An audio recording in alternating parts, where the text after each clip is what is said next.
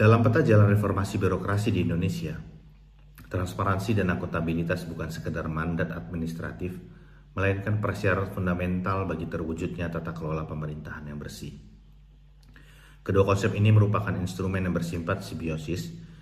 Transparansi menciptakan visibilitas atas tindakan publik, sementara akuntabilitas memastikan adanya konsekuensi logis dari tindakan tersebut.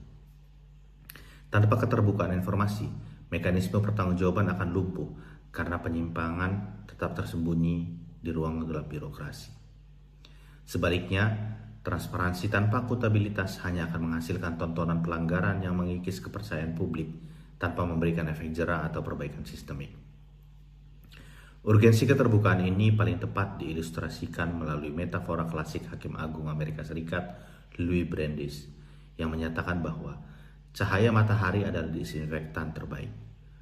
Ungkapan ini menekankan bahwa paparan informasi publik berfungsi untuk menyuci hamakan birokrasi dari bibit-bibit korupsi yang biasanya berkembang biak dalam kerahasiaan.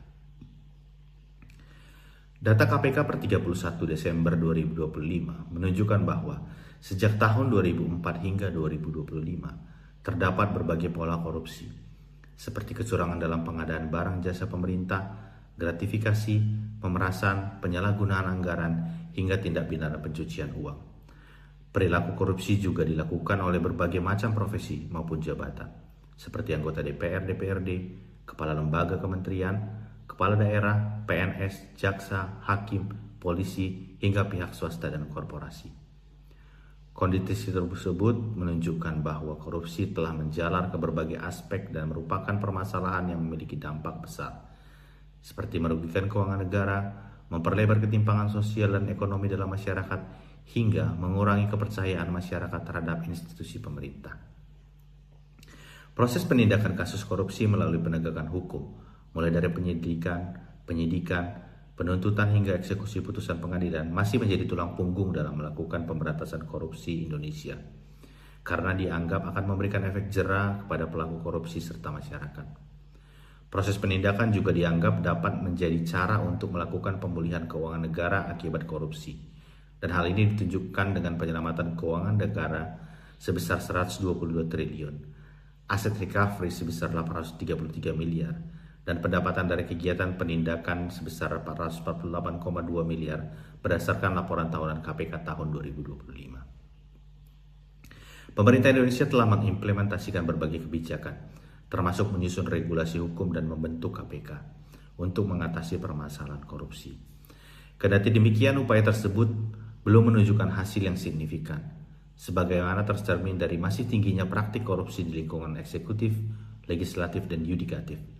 Meskipun pendekatan represif dianggap sebagai strategi utama, namun kenyataannya jumlah kasus korupsi yang oleh lembaga penegak hukum tidak berkurang.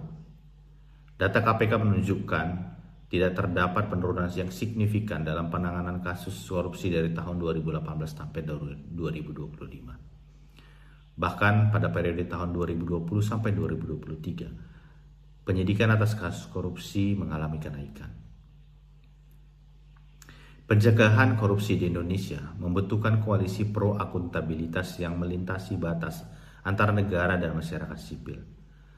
Pendekatan ini dikenal dengan sandwich strategy, yang mengedepankan sinergi masyarakat dan negara. Strategi ini bekerja dengan menciptakan tekanan simultan. Tekanan dari atas oleh para reformis di dalam pemerintahan yang memiliki otoritas sanksi, dan tekanan dari bawah melalui aksi kolektif warga yang menyuarakan pengawasan. Dengan sinergi ini, aktor-aktor korup di tengah birokrasi akan terjepit oleh kekuatan ganda yang saling memperkuat. Berdasarkan analisis tersebut, terdapat 3 rekomendasi kebijakan utama dalam melakukan pencegahan korupsi. Yang pertama adalah transformasi transparansi menjadi informasi actionable. Pemerintah harus menyajikan data anggaran dan kinerja dalam format yang user-centered, sehingga masyarakat dapat langsung mengidentifikasi ketidaksesuaian di lapangan. Yang kedua adalah institusionalisasi perlindungan pengawasan publik. Hal ini dilakukan untuk menghilangkan fear factor dengan memperkuat perlindungan hukum bagi pelapor dan mengintegrasikan peran paralegal komunitas dalam sistem pengawasan pelayanan publik. Yang terakhir adalah formalisasi audit sosial dalam siklus pembangunan. Hal ini menjadikan pembacaan publik atas hasil audit sebagai bagian wajib dari siklus anggaran untuk memastikan temuan pengawasan masyarakat memiliki konsekuensi hukum dan administratif yang mengikat. Masa depan transparansi di Indonesia harus bergerak dari pendekatan taktis yang bersifat ad hoc menuju transformasi strategis yang berkelanjutan. Dengan mengintegrasikan kapasitas penegakan hukum negara dan keberanian suara rakyat, integritas birokrasi yang bersih bukan lagi sekedar aspirasi, melainkan realitas tata kelola yang mapan.